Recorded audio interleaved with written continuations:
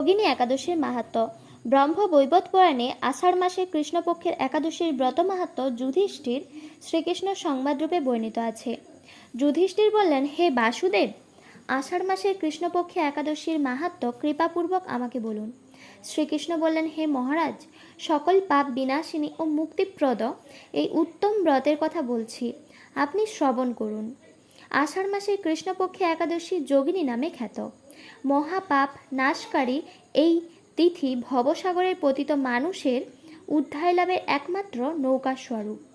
ব্রত পালনকারীদের পক্ষে এটি সর্বশ্রেষ্ঠ ব্রত বলে প্রসিদ্ধ।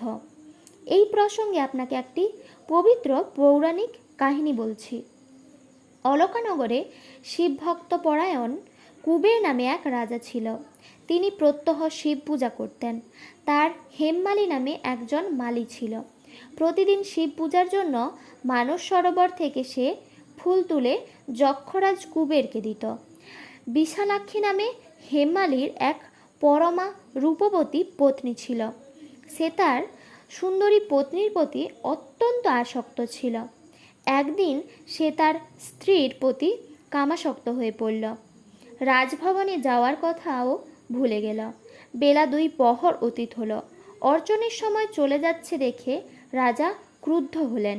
মালীর বিলম্বের কারণ অনুসন্ধানে এক দূত প্রেরণ করলেন।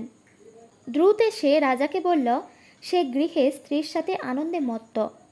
দ্রুতের কথা শুনে কুবের অত্যন্ত রেগে তখনই মালীকে তার সামনে হাজির করতে আদেশ দিল।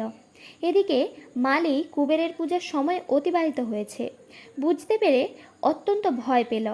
তাই স্নান না করেই সে রাজার কাছে উপস্থিত হলো। তাকে দেখামাত্র রাজা ক্রোধবশে চোখ রাঙিয়ে বললেন, রে পাপিষ্ঠ দুরাচার, তুই দেবপূজার পুষ্প আনতে অবজ্ঞা করেছিস, তাই আমি তোকে অভিশাপ দিচ্ছি। তুই শ্বেতকুষ্ঠগ্রস্ত হয়ে যা এবং তোর প্রিয়তমা ভার্যার সাথে তোর চিরবিয়োগ সংগঠিত হোক। রে নীচ, তুই এক্ষুনি এই স্থান থেকে ভ্রষ্ট হয়ে অর্ধগতি লাভ কর। কুবেরের এই অভিশাপে হেমমালী পত্নীর সাথে স্বর্গভ্রষ্ট হয়ে দীর্ঘকাল যাবৎ কুষ্ঠরোগ ভোগ করতে লাগল। রোগের যন্ত্রণায় দিন অথবা রাত্রে কখনোই সে সুখ পেত না। এইভাবে শীত গ্রীষ্মে প্রচণ্ড বেদনায় বহু কষ্টে সে দিন যাপন করতে লাগল। কিন্তু দীর্ঘদিন মহাদেবের অর্চনের ফুল সংগ্রহের স্বীকৃতির ফলে সে পাপগ্রস্ত হয়েও বৈষ্ণব শ্রেষ্ঠ শিবের বিস্মরণ কখনো করেননি। একদিন হেমমালী ভ্রমণ করতে করতে হিমালয়ের শ্রী মার্কেন্ডেয় ঋষির আশ্রমে উপস্থিত হল। কুষ্ঠরোগে পীড়িত সপত্নী হেমমালীকে দর্শন করে শ্রী মার্কেন্ডেয় তাকে জিজ্ঞাসা করলেন, তুমি কার অভিশাপে এই রকম নিন্দনীয় কুষ্ঠরোগগ্রস্ত হয়েছ? সে উত্তর দিল, হে মুনিবর, রাজা ধনকুবেরের আমি ভৃত্য ছিলাম। আমার নাম হেমমালী। আমি প্রত্যহ মানস সরোবর থেকে ফুল তুলে শিব পূজার জন্য রাজাকে দিতাম। কিন্তু দুর্ভাগ্যক্রমে একদিন স্ত্রীর মনোরঞ্জন হেতু কামাসক্ত হওয়ায় সেই ফুল দিতে বিলম্ব হয়। রাজার অভিশাপে এই রকম দুর্দশাগ্রস্ত হয়েছি। পরোপকারই সাধুগণের স্বাভাবিক কর্ম। হে ঋষিশ্রেষ্ঠ, আমি অত্যন্ত অপরাধী, কৃপা করে আমার প্রতি প্রসন্ন হন। তখন দয়াদ্রচিত্র মার্কেন্ডীয় মুনি বললেন, হে মালী, তোমার মঙ্গলের জন্য শুভ ফল প্রদানকারী এক ব্রতের উপদেশ করছি। তুমি আষাঢ় মাসে কৃষ্ণপক্ষের যোগিনী নামক একাদশী ব্রত পালন করো।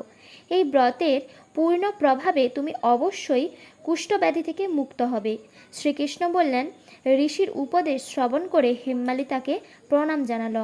পরে অত্যন্ত আনন্দের ঋষির আদেশ মতো নিষ্ঠার সঙ্গে যোগিনী একাদশীর ব্রত পালন করল। এইভাবে হেমমালী সমস্ত রোগ থেকে মুক্ত হল ও পত্নীসহ সুখে জীবন যাপন করতে লাগল। হে মহারাজ যুধিষ্ঠির, আমি আপনার কাছে এই ব্রত উপবাসের মহিমা কীর্তন করলাম। এই ব্রত পালনে 88,000 ব্রাহ্মণকে ভোজন করানোর ফল লাভ হয়। যে ব্যক্তি এই মহাপাপ বিনাশকারী ও পূর্ণফল প্রদায়িনী যোগিনী একাদশীর কথা পাঠ এবং শ্রবণ করে, সে অচিরেই সর্বপাপ থেকে মুক্ত হয়।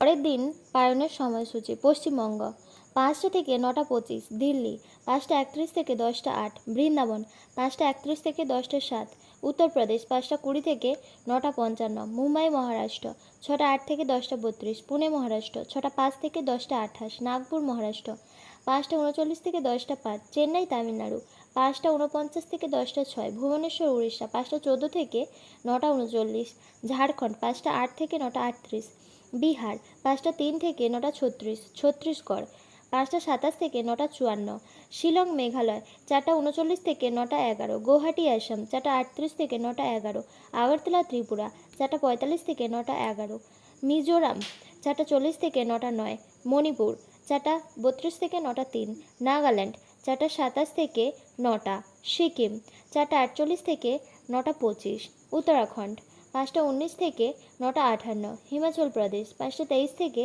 10টা 5, পাঞ্জাব 5টা 30 থেকে 10টা 15, হরিয়ানা 5টা 33 থেকে 10টা 11, রাজস্থান 5টা 49 থেকে 10টা 23, গুজরাট 6টা 5 থেকে 10টা 34।